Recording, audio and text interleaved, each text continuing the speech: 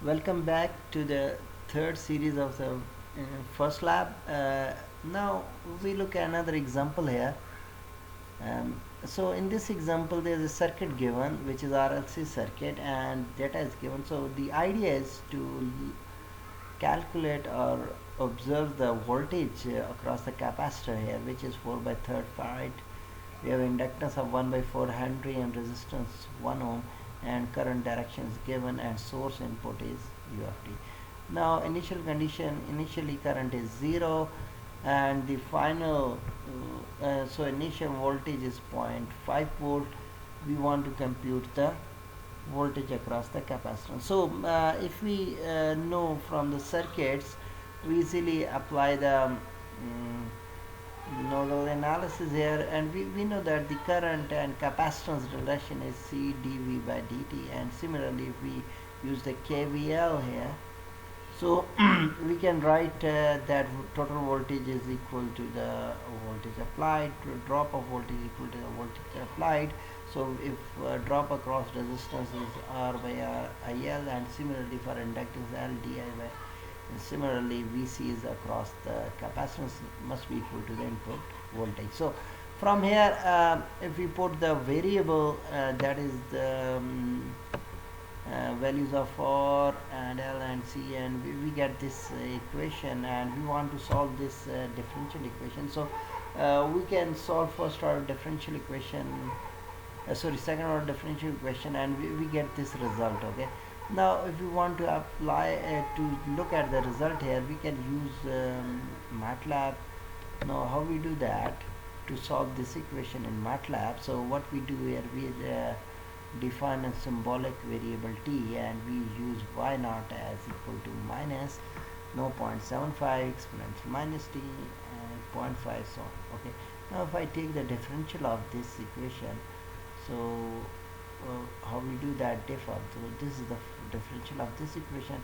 Now if I take the second differential of this equation, so we have the second differential of v of c of t and first differential, and if I put all these value here, the result must be equal to 3. So what I did here, I just do that, I calculate y, that is equal to y2, this is the y2 plus 4 times y1, so this is the y1, okay, plus 3 times y0, so this is 3 times vct. So I just put it, I get the same result 3. So this means that we can solve this equation. Okay, now if we want to solve this Simulink, it's very easy here. In Simulink, what we do here, so we take out the second order derivative, we put here. When we integrate the second order derivative, we get the first order derivative. After first order, we get the v. Now after that we have to implement the equation. Now how we do that? Very simple. So if we look at this equation and we take all these terms on the other side, this becomes 3 minus 4 times VCT. So V of t is equal to minus 4 times first derivative of VC of t. Now look here. So this is the minus and this is the first derivative. Okay. Now if we look at again on the equation here, so we have minus 3 VC. Now look here, minus 3. So this is VC, we put minus 3 with that and sum. Okay. Now for input is 3, so we just apply. So this is the way you easily implement the block. Now in Simulink blocks, this is look like this when we do the Simulink implementation. Now we can apply the step input or any other input, and we can see the response of the differential equation. Okay.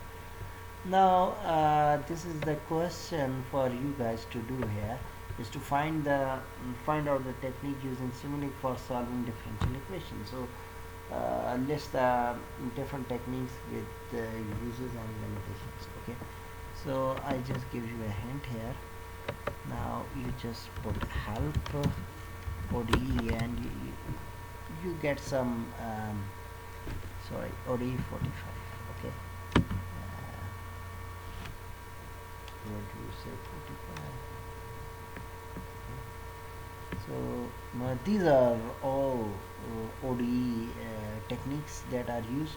If you click on here you get to know about this technique. So it says that this is a numerical technique of solving the differential equation. It is using non-stiff differential equation, low order method, and system differential equation from time t to final, and you can get the description about these things. Okay, now after that you have to solve some problem. This is the transfer function. You observe the step response of the 5 transfer function and draw conclusion. So what you have to do, just you can do it differently.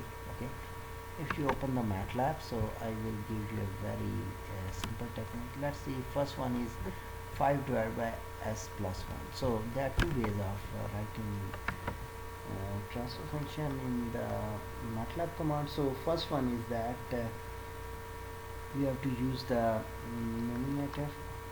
So numerator was 1 and denominator is equal to, if you remember, is s plus 5, so you have to put 1 and 5. Then you want to generate the transfer function g1, for example. Okay, so you can use the function tf, and you can say that you have num and you have denom. Just enter, you get the same transfer function. Look here, you get the same transfer. So this is 5 divided by s plus 1. Okay, I just wrote other way around. I wrote 1 over s plus 5. So if I change it, because num was 5, I think it was 1, sorry about that. So just put 5 in the num, and denom just put 1. Now we just put g1 equal to tf and num denom. Okay, and you get 5 divided. So this is the same transfer function, first one. Okay, now he wants to observe the step response. So how you do that? So very simple. Here in Matlab there is a command known as step. Okay, just put the name of the transfer function, that is g1. Be careful about the capital small letters because sensitive. So this is the amplitude, this is the step response. So this is the one way. There's another way of doing it, and it's very easy to do. So what you do, just put s equal to tf, and so s inside. Let me clear it. Okay, what you do, just put t equal to tf and put s inside it. Okay, now it is defined the s. Now just write the g1 directly, that is equal to 5 divided by, in bracket you put s plus 1. It will give you the transfer function that you required. Look here, you get the same transfer function again. Step response is the same.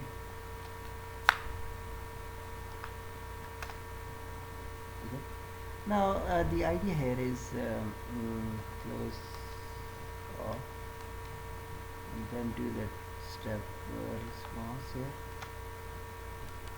You see there. Okay, now for representation and report, you can just right click it and look at the properties here.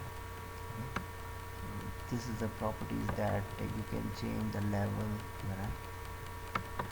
Also you can auto scale here. You can also provide also you can change the size, font size of the title. Okay, X level, bold, you can make it bold, italic or bold. Okay, so if I make it bold, there are other options as well. Okay, so these are the options that you can do it here. And also so these are few options that you can do on this one. So